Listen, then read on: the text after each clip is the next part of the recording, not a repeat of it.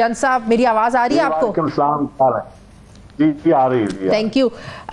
चंद साहब, क्या ये पाकिस्तान पीपल्स पार्टी ने ये मशवरा नहीं दिया कि इतना इम्पोर्टेंट मिशन है, तमाम सियासी जमातों की नुमाइंदगी है, और ऐसे मौके पर जब तमाम सियासी जमातों में यूनिटी है, एक यकजहती हमें नजर आई, पीटीआई का नुमाइंदा भी इस ग्रुप में शामिल होना चाहिए था? देखिए जी, मैं समझता हूँ बड़ा अहम इशू है जो आपने उठाया है। इसकी ग्रुप की सरबराही यकीनन बिलावल भुट्टो साहब को दी गई है या उनको हुकूमत की तरफ से कहा गया है, लेकिन ये मैं बड़ा क्लियर करना चाहता हूँ कि पीपल्स पार्टी को कोई एतराज नहीं है। हुकूमत जो भी टीम बनाना चाहे, जो टीम भेजना चाहे, एक ग्रुप की सूरत में या दो ग्रुप्स की सूरत में, पीपल्स पार्टी को उस पर कोई एतराज नहीं। और मैं समझता हूँ कि ये हुकूमत का अपना फैसला है। तो आप लोग हुकूमत में नहीं है जी? आप लोग हुकूमत में नहीं है? आप लोगों के मशवरे नहीं चलते? नहीं, हम हुकूमत का हिस्सा बिल्कुल नहीं है। हम उनके ताज़ी जरूर हैं, हमारे वोटों से हुकूमत बनी है। हुकूमत का हिस्सा वो होते हैं जो कैबिनेट में हो, जो डिसीजन मेकिंग में हो, जो पॉलिसी मेकिंग में हो, वो हुकूमत का हिस्सा होते हैं। हम ट्रेजरी बेंचेस का हिस्सा जरूर हैं, लेकिन हम हुकूमत का हिस्सा नहीं है।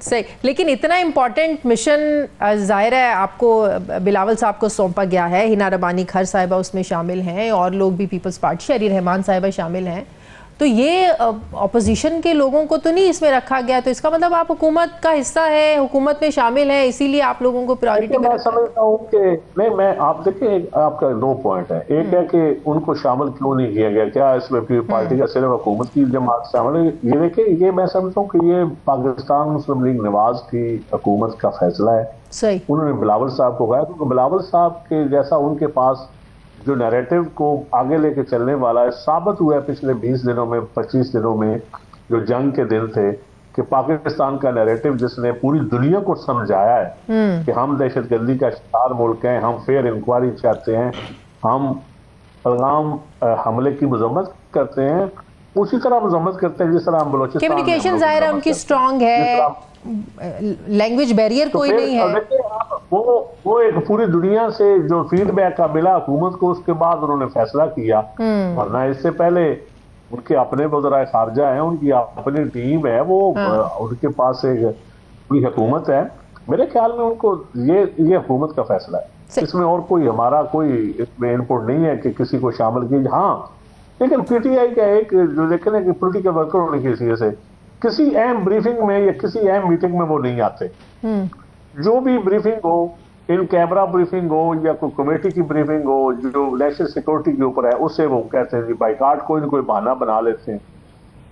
जब आप अपने केसेस के हवाले से या अपनी पॉलिटिकल पोजीशन के हवाले से आप चीजों को इस हवाले से आप एक्सप्लॉइट, लेकिन उनका एक पॉइंट ऑफ व्यू है ना, एक तरफ हमारे लोगों को गिरफ्तार करें, मुकदमे बनाएं, उठा के जेलों में फेंकें, तो हमसे फिर क्या एक्सपेक्ट करेंगे? देखें, शहीद जुल्फ़िकार अली भुट्टो को रियासत ने और सुप्रीम कोर्ट ने फांसी लगाया था, तो हम आज तक क्या ज़ियाउल हक की सजा आज के पाकिस्तान को देते फिरे? कुछ चीजें होती।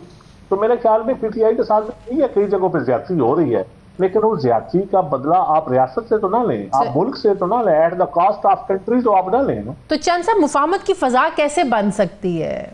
पाकिस्तान पीपल्स पार्टी तो मुफाहमत की चैंपियन है, मुफाहमती रवैया जो है वो पाकिस्तान पीपल्स पार्टी में हम देखते हैं, तो पाकिस्तान तहरीक इंसाफ की तरफ ये क्यों नहीं हमें नजर आता है वो रवैया पाकिस्तान पीपल्स पार्टी का? देखें, इसमें दो वजूहत है। एक बैकग्राउंड आपको समझा दें कि इससे पहले आसिफ अली जरदारी साहब ने जो असेंबली में स्पीचेस की थी पिछले इतवार में, वो उठाकर देख लें। हालांकि जो भी पार्टी, लेकिन उसके बावजूद पीपल्स पार्टी ने हमेशा उनके लिए नरम रवैया रखा, उनको कई मामलों में रेस्क्यू किया। इलेक्शन के बाद जब पीपल्स पार्टी के दौर में जब पीडीएम बनी थी, पता है पीडीएम हमें छोड़नी पड़ी, सारे जमातें कहते थे कि आप इस्तीफा दें, हुकूमत खत्म हो जाएगी। पीपल्स पार्टी वायद बिलावल भुट्टो साहब तो अड़ गए कि नहीं, हमने असेंबली से इस्तीफा नहीं देना। पीटीआई की हुकूमत थी, सिगलिंग होती है ना।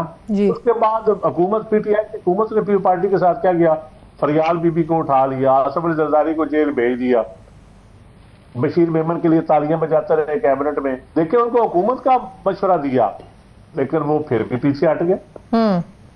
वो पता नहीं किस एजेंडे पे थे। जब पॉलिटिकली अल्टीमेटली वो हुकूमत लेना चाहते हैं, पॉलिटिकल फोर्सेस से तो वो लेना नहीं चाहते। 8 फरवरी को जो कुछ हुआ वो अवाम की ताकत से हुआ।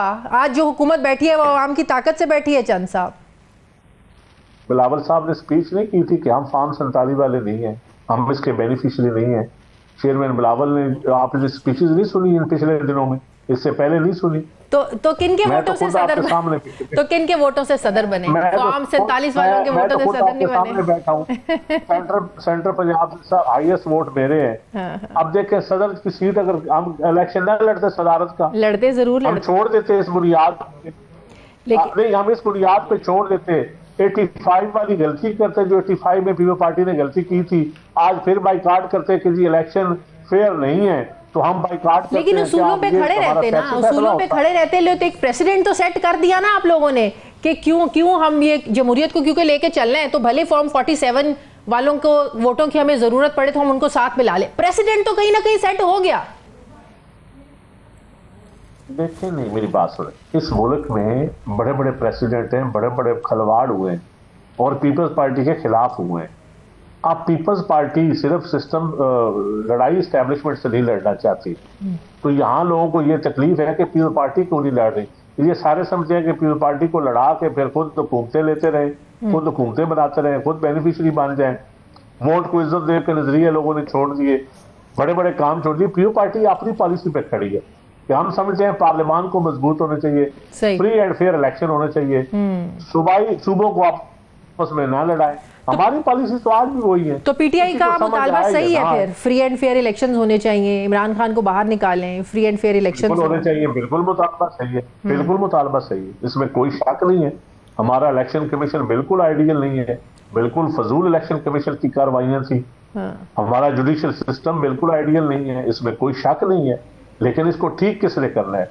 क्या पीटीआई ये सारा कुछ ठीक गेट नंबर 4 से करना चाहती है? अब शुक्र करें गेट नंबर 4 वाले खुद कह रहे हैं कि आप कॉन्स्टिट्यूशनल एवेन्यू 1 पे जाएं, पार्लियामान की तरफ जाएं। सही। तो हम सियासतदान फिर भी उधर दौड़ते हैं। सही। अच्छा, मुझे आप, चूंकि आपका ताल्लुक पंजाब से है, वक्त थोड़ा रह गया, पंजाब में जो तरक्की के दावे हैं वो कितने दुरुस्त हैं? कोई आपको पंजाब को कोई शहर, कोई पेरिस बनता हुआ नजर आया है? कभी लोग शेंजन वीजे लगवाने छोड़ दें?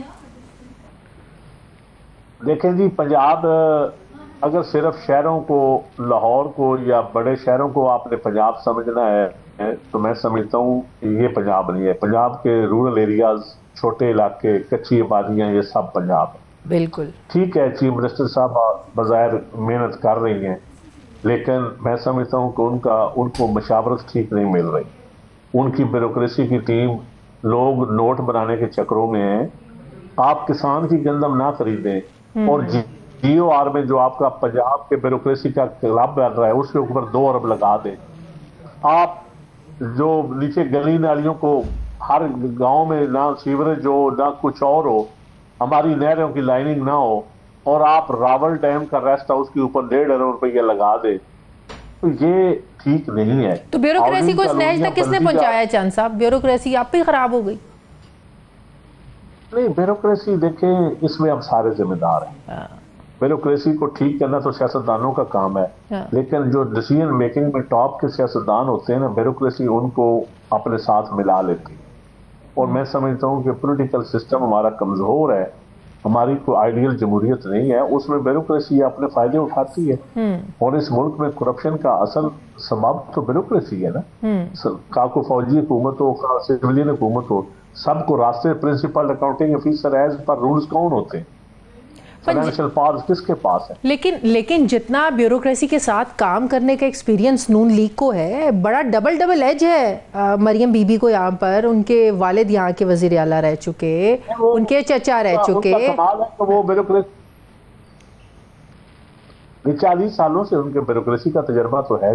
हाँ। इसमें तो कोई शक नहीं। हाँ। और उन्होंने तो अपनी ब्यूरोक्रेसी के अंदर अपनी ब्यूरोक्रेसी बना ली है। हाँ, ब्यूरोक्रेसी विद इन ब्यूरोक्रेसी, बिल्कुल व्हील विद इन व्हील नहीं, वो तो ब्यूरोक्रेसी विद इन।